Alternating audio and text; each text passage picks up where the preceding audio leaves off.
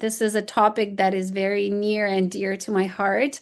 Aging and people living with HIV started off as really a clinical passion because I was seeing so many folks who were aging with HIV in my clinical practice. And then as I dove into the research world as well, I started investigating this and figuring out what helps people to age well or not well, and hopefully we can start implementing some of these findings into our clinical practice and day-to-day life.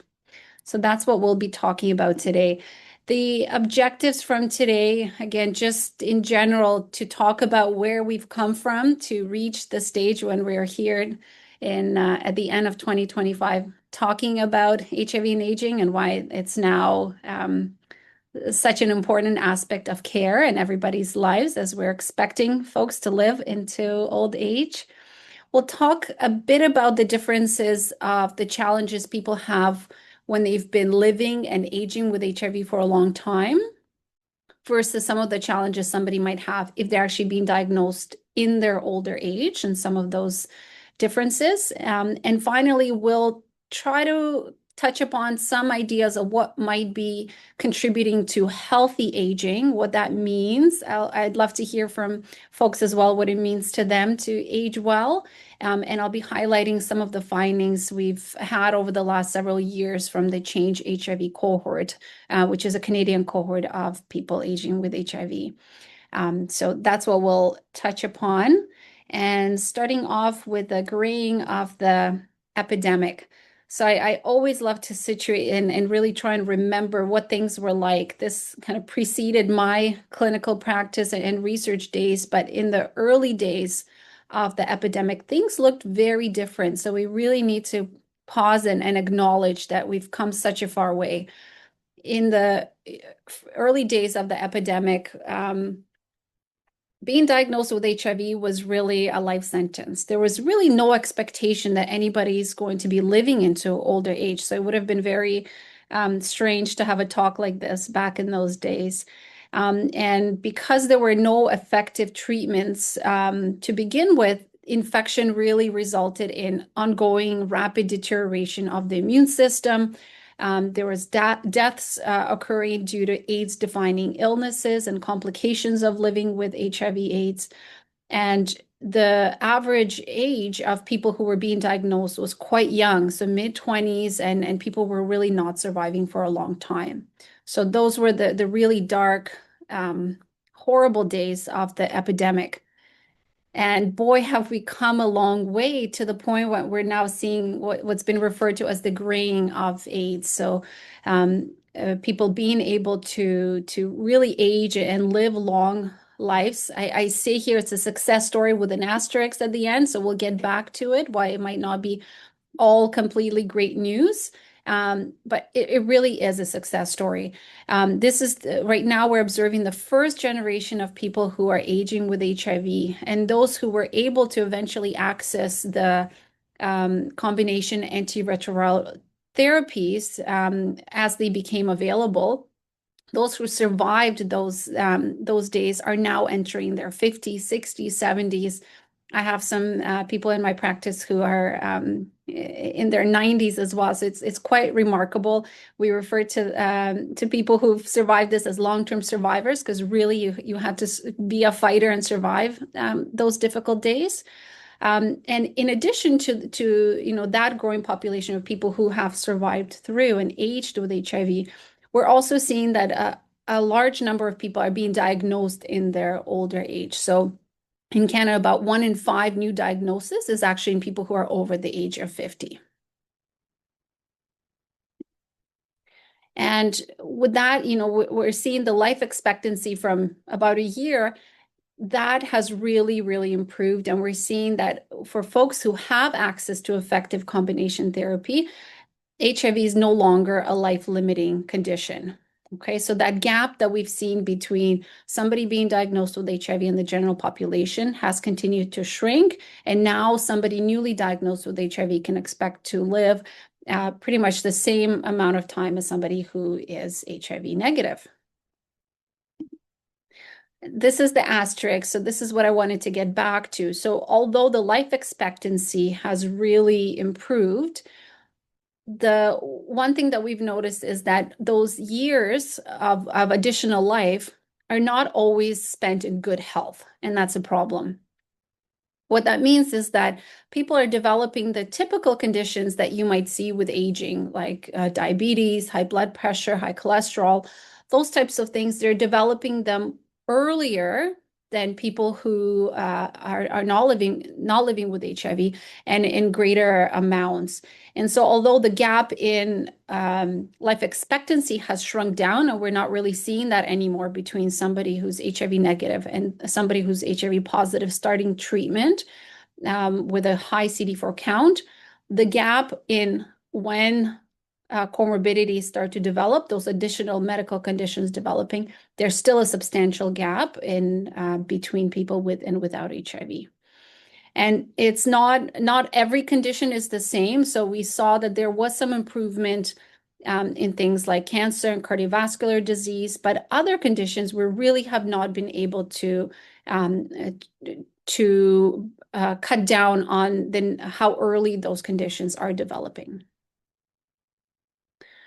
And so you might be asking yourself, well, why not? What's going on? Why is it that people are developing these comorbidities or these additional conditions beyond HIV, even though they're, accessing appropriate treatment, their viral load is suppressed, and it's a whole host of different reasons that could explain that.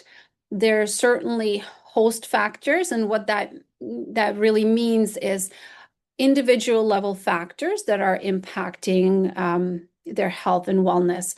So, for some individuals who are long-term survivors who've undergone the tremendous psychological stress of surviving the dark days of losing partners, losing communities, that impact remains.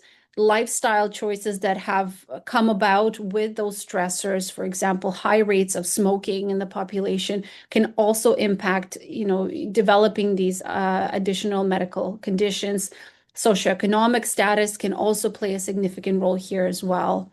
And beyond the individual person, there's things that are related to medication. So some of the earlier toxic drugs have had significant impacts on health and risk of metabolic conditions such as cardiovascular disease, diabetes, even though they've been stopped. And there's something about the virus itself and some persistent immune activation and inflammation that goes on even when an individual is on appropriate treatment and has had full suppression of their viral load. And there's lots of great graphics online to try and visualize that.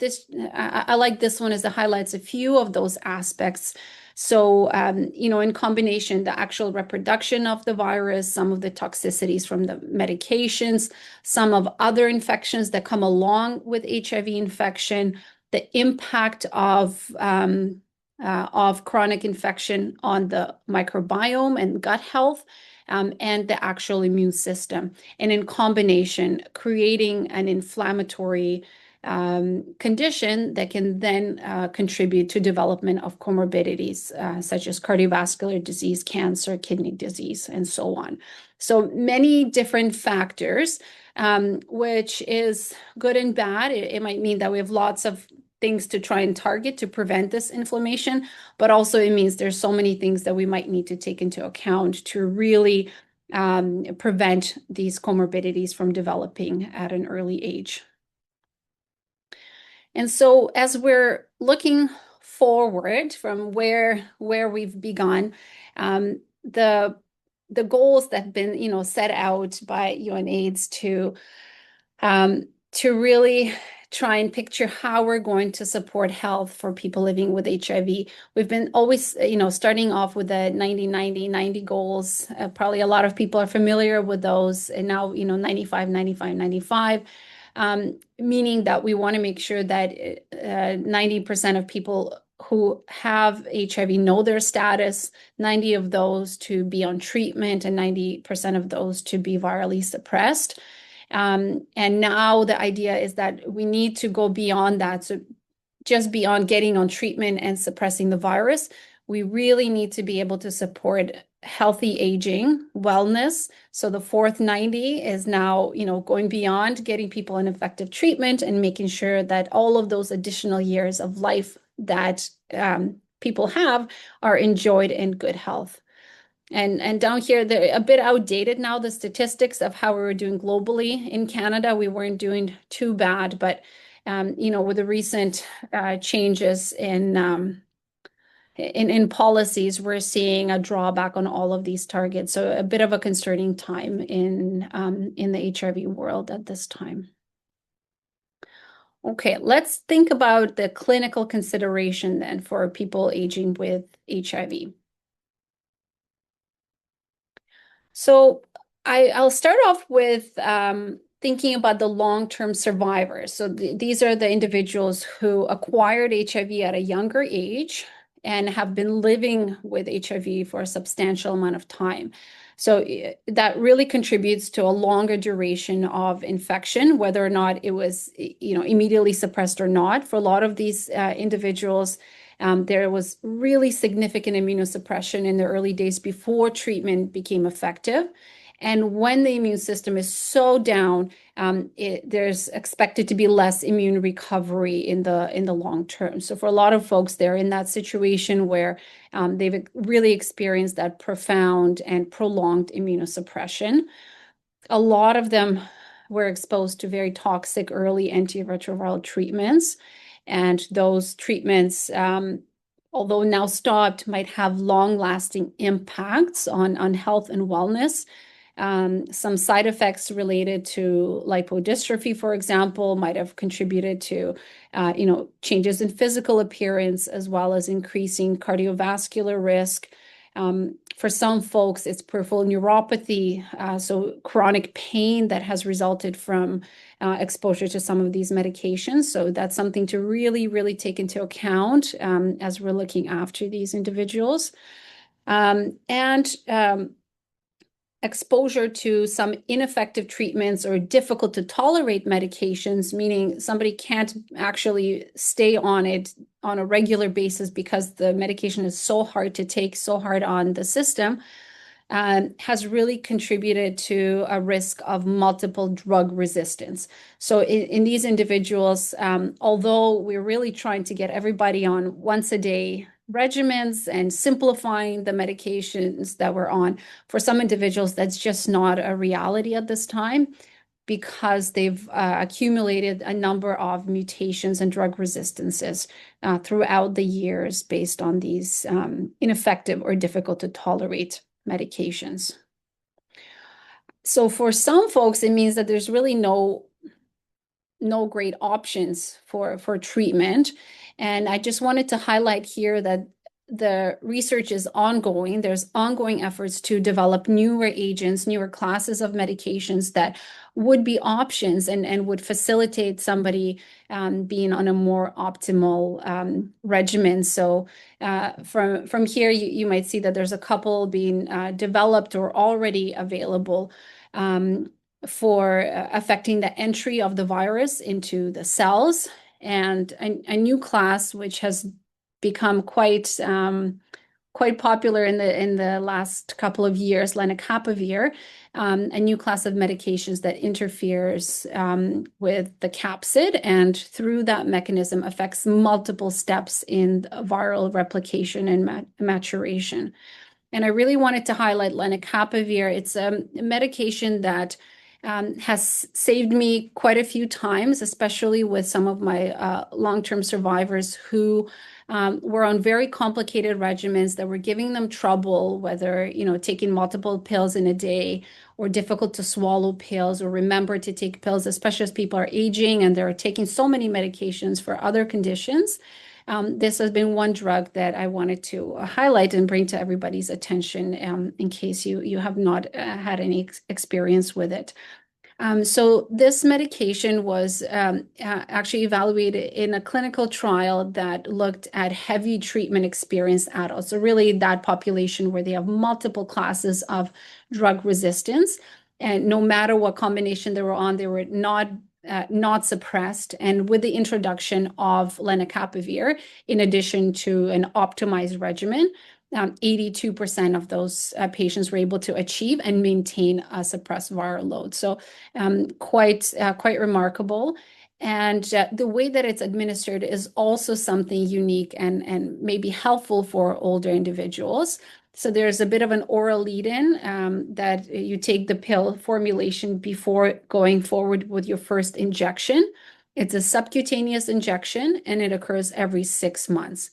So that's been quite helpful for individuals who have trouble getting out of their homes to attend clinic appointments for other types of injections that are more frequent.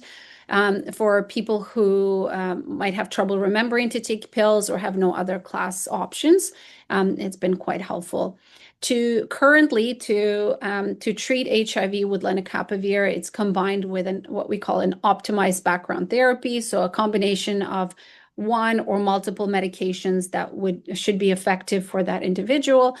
And newer regimens are being developed to make it even more optimal and easier to take. So perhaps a combination as a weekly treatment or even every 6-month treatment with an infusion of neutralizing antibodies.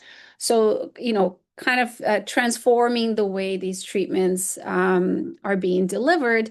And especially for folks who've gone from taking, 20 pills in a day to manage their HIV in the 90s to now get an injection every 6 months. If we're able to create a full combination in that manner, will be quite exciting. As all medication comes with some of its own issues, so it does inhibit a specific pathway in the liver that metabolizes this medication. So it can cause some issues with drug-drug interactions. So that needs to be taken into account. And after lenacapavir is stopped, that effect on metabolism is maintained for up to 9 months following a dose. So something that really needs to be taken into account. And another space where you might see this medication come up now, it's being rolled out as PrEP, so pre-exposure prophylaxis.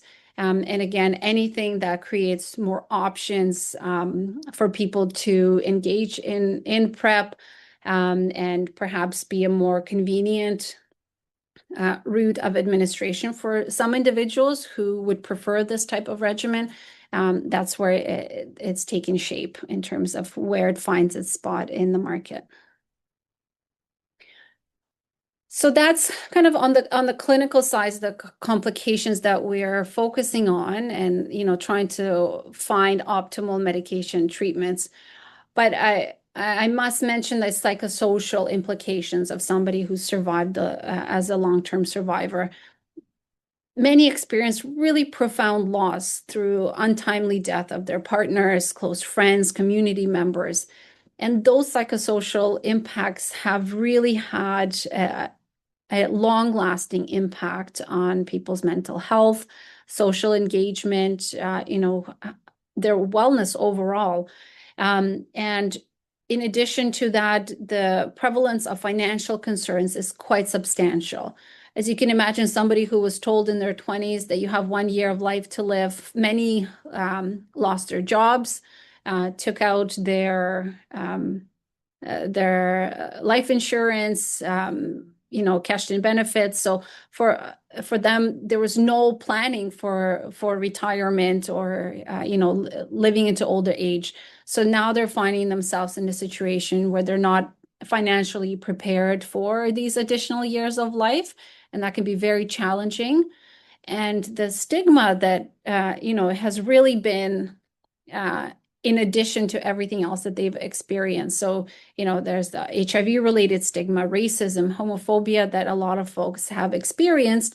And now they're seeing ageism as another added layer, intersecting stigma that's impacting them in a new way. And they're finding, that they're not fitting in certain clinical or community spaces that truly have not been designed with older individuals in mind.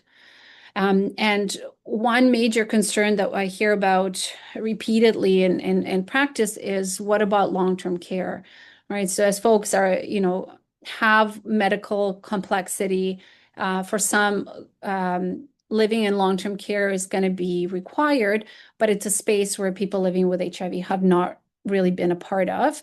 And it could be, again, stigmatizing entering. You feel like you might be judged or mistreated in those spaces. And we have heard of experiences where people entering long-term care have had very negative interactions with people who have never really cared for an individual living with HIV. So those psychosocial impacts continue to be very important.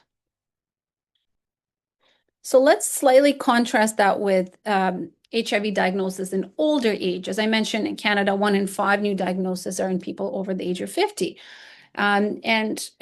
What we notice the pattern for folks being diagnosed in older age, there's often a lower awareness of risk. So both for the individual and for healthcare providers, people assume that older individuals are at reduced risk of acquiring HIV, and that can really contribute to a delay in diagnosis. So when people are being diagnosed, they're diagnosed further along in their disease.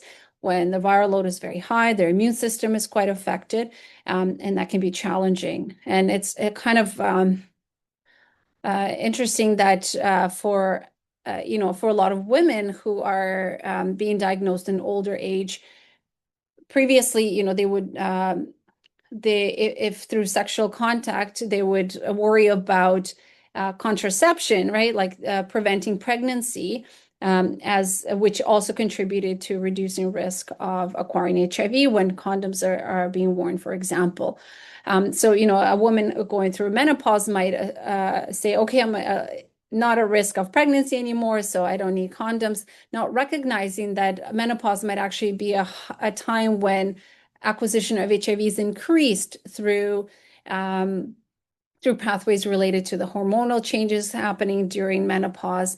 And so they're actually at an increased risk with the false perception that there's reduced risk during that time.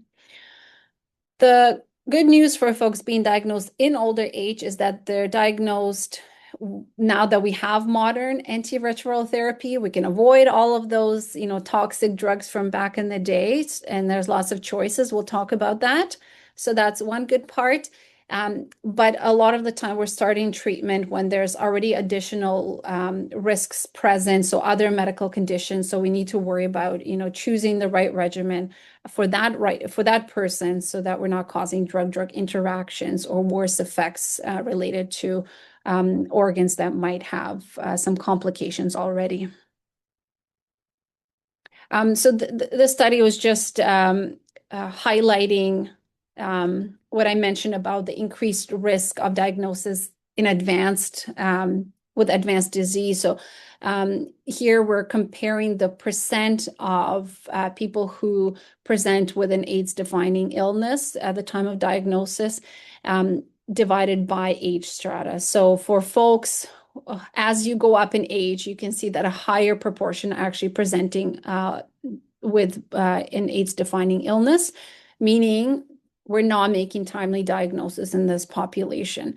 And so, both people in the community and healthcare providers need to be aware of this and be mindful about testing and screening for HIV to avoid these late presentations. From a social perspective as well, folks also have their own individual concerns and worries following a new diagnosis. And this study looked at some of the experiences of people diagnosed with HIV in older age, so treatment naive versus people who already experienced and were diagnosed at a younger age. So what was observed is that the exposure risk primarily was sexual contact in the older age group, with multiple sexual partners being associated with higher risk of infection. Women, much more than men, were more likely to be diagnosed in the older adults. So again, that perception that they're at lower risk is false. And there was a lot of concern about disclosure. So people newly diagnosed in older age were much less likely to share their HIV status with family, with friends, as well as healthcare providers. So even worrying about, telling the family doctor or other specialists they're seeing about their status, which can contribute both to, social isolation when you're not being open and sharing your status with those in your personal circles, but it also can affect fragmented care. So if your providers are not aware of the diagnosis, not aware of new medications, that can create some issues as well. There was a lot of concerns in the newly diagnosed group about taking daily medication and how that would lead to disclosure of their status when they don't want it to be disclosed, and also a lot of worry about side effects and cost. The good news is that we actually have an abundance of great choices for treatment for people who are treatment naive, being diagnosed in older age. Things will continue to shift, as I've learned with HIV treatment. Currently, most of the first-line agents contain an integrase inhibitor with 1 or 2 NRTIs. And then there's always the discussion of transitioning to a 2-drug regimen, which we never used to do. The teaching was always 3 active drugs, but now we know that in certain circumstances, we can use 2 drugs. So again, the thought of minimizing exposure to medications over time, the option of injectable therapy being present as well. And really, like when the decision is made what to prescribe an older adult with HIV, that needs to be informed by a comprehensive review of other medical conditions and medications that they might be on. And really, when all things are equal, we know that older adults respond to treatment as well as younger individuals. So when we're comparing medication initiation in naive people with younger and older cohorts, the ability to suppress the virus is equivalent. And when we're switching therapies, again, across various types of drug regimens, older adults do just as well as younger individuals. So it really depends on the person rather than a blanket statement of what medication older adults need to be on. And the clinical focus should be, I think, on the functional ability and things that really matter to the person living with HIV. So, recognizing and addressing the impact of stigma, first and foremost, before you get down the treatment pathway, attending to the symptom burden. So what matters to the individual about, side effects? Are they experiencing any symptoms currently that could be addressed through treatment or through therapy or, anything else that's at our disposal? And more, we're learning to adapt the 5 M's, a geriatric approach to healthcare, and the 5 M's stand for matters most. So figuring out what matters the most to the person in front of you. Mind, so cognitive function, mobility, medications, and multi-complexity, which really is reflective of the multiple medical conditions that individuals are dealing with. So it's kind of focusing on this rather than the classic, getting on the medication, viral suppression, what is your CD4 count, and that's it. Taking a more holistic approach and figuring out what is going to impact this person's function moving forward.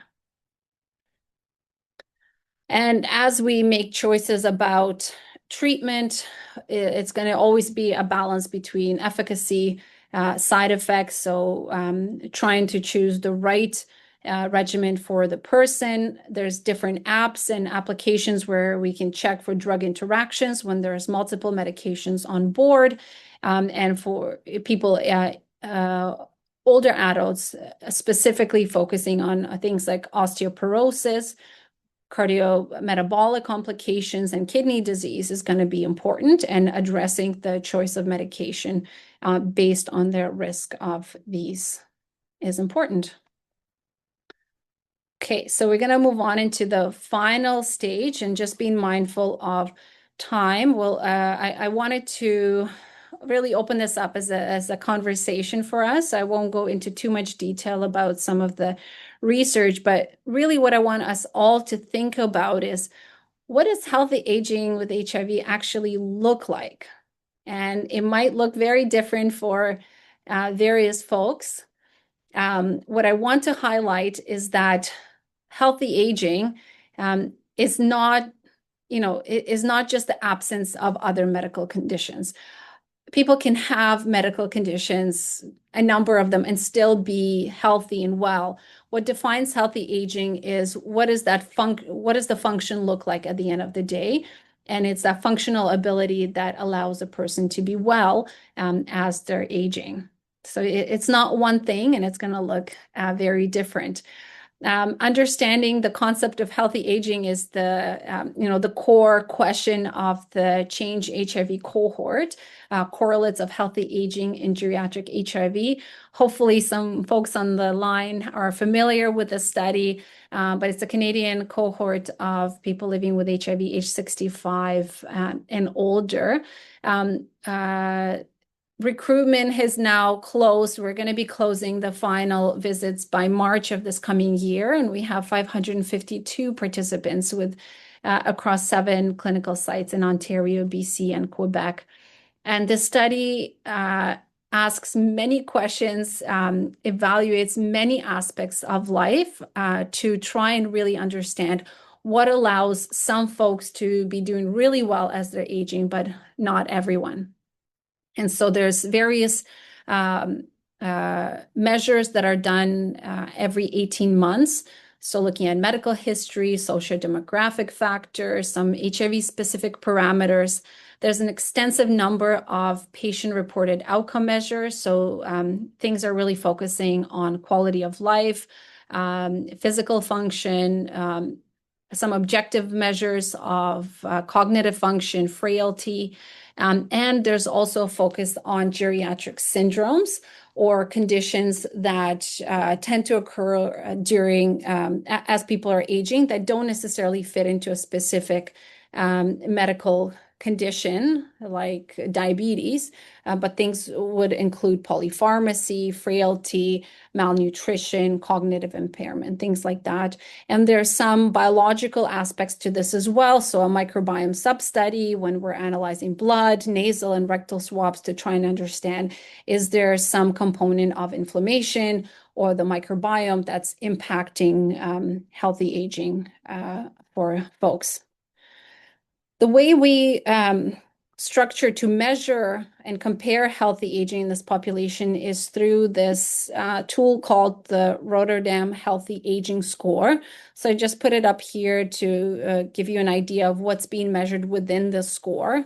So we look at quality of life, social support, pain, physical function, cognitive function, mental health, and chronic disease individually to score how good a person is doing in each of those categories to create a total score from 0 to 14. And this has been validated in different populations to align with the general concept of healthy aging. And within the cohort, we see that about a third are in what's considered healthy aging category, a third in the intermediate, and a third in poor aging. And we use this marker to then contrast to other factors to see what is driving healthy aging. So this is just an overview of who's in the study. The median age is 69 years.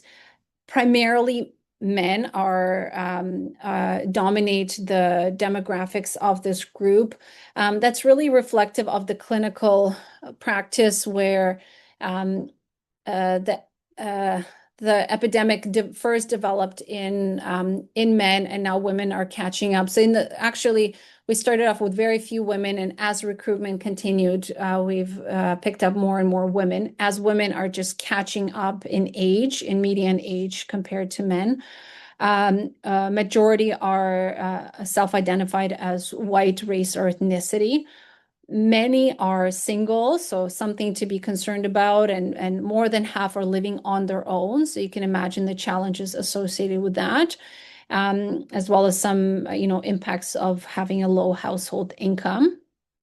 And the median time of number of years since HIV diagnosis is 27. So a lot of the long-term survivors that are present.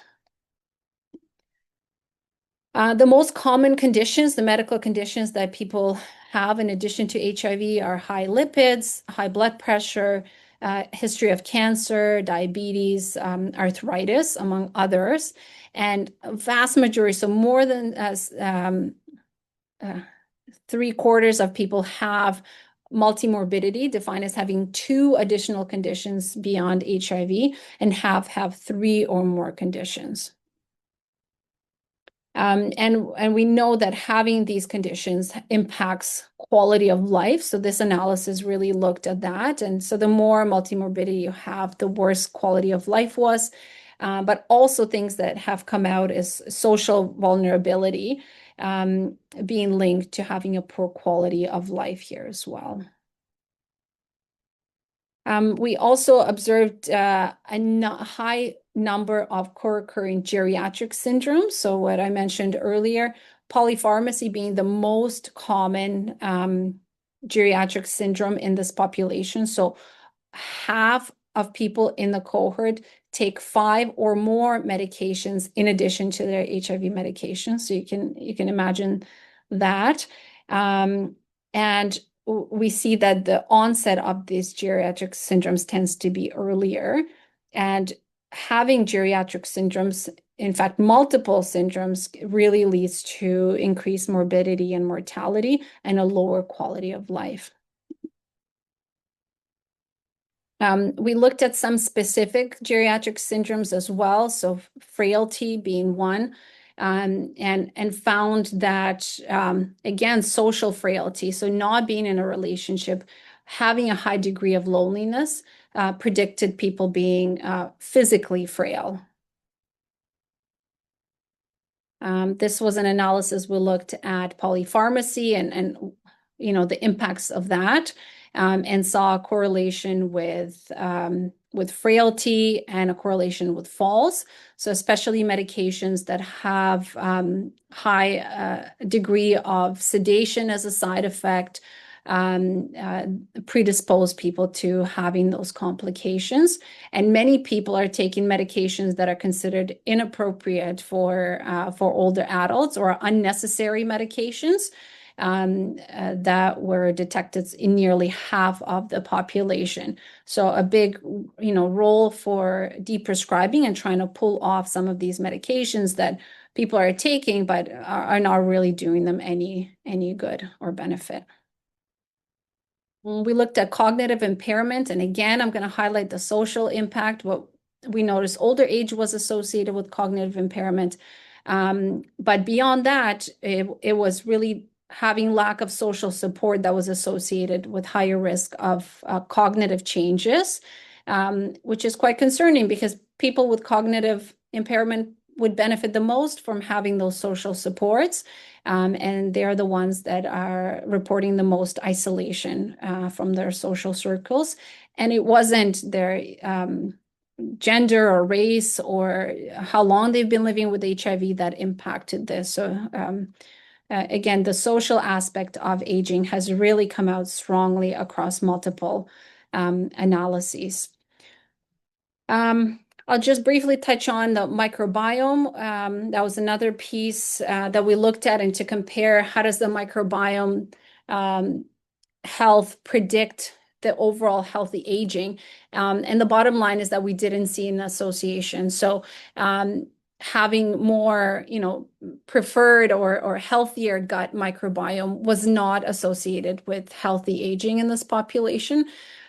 So again, it seems like it's your social circles and those factors that are impacting your health to a higher degree than potential small changes in the gut microbiome associated with chronic HIV infection. And I think this is the final result I wanted to share with you from the study. It's looking at inflammation. Again, it's been very topical across different conferences and studies to say, okay, what's driving this inflammation and does it matter? Could we have any predictors of healthy aging related to inflammation? And so we looked at a number of inflammatory markers in the blood and correlated it with a healthy aging score or a frailty assessment. And we saw a correlation with two potential markers of inflammation and healthy aging. So the healthier you are on that score, the lower degree of these biomarkers we observed.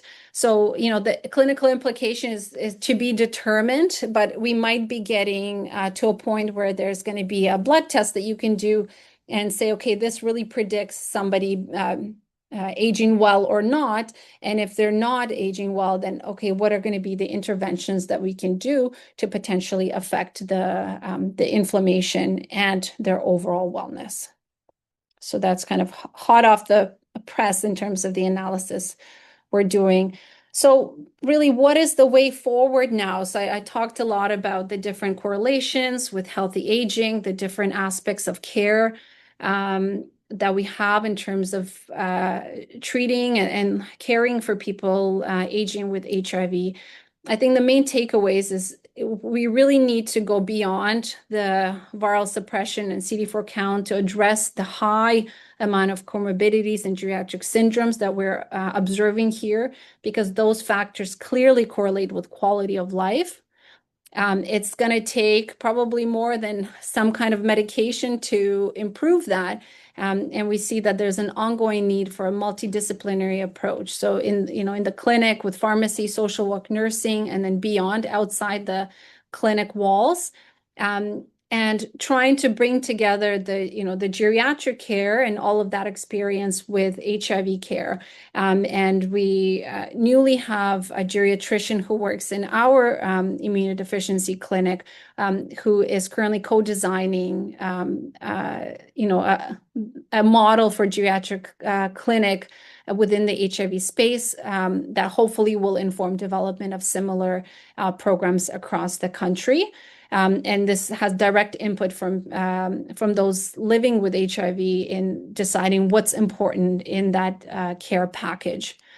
All the observational data I presented to you really seems to be pointing towards social vulnerability as having a central role in health and wellness.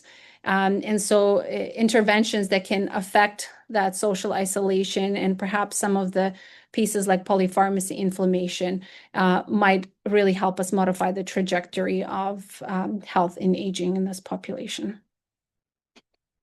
So that's that. I included my email if anybody is interested with any questions afterwards or wanted to touch base. I welcome you connecting with me as well. But if you have any comments or questions now, I'd love to chat.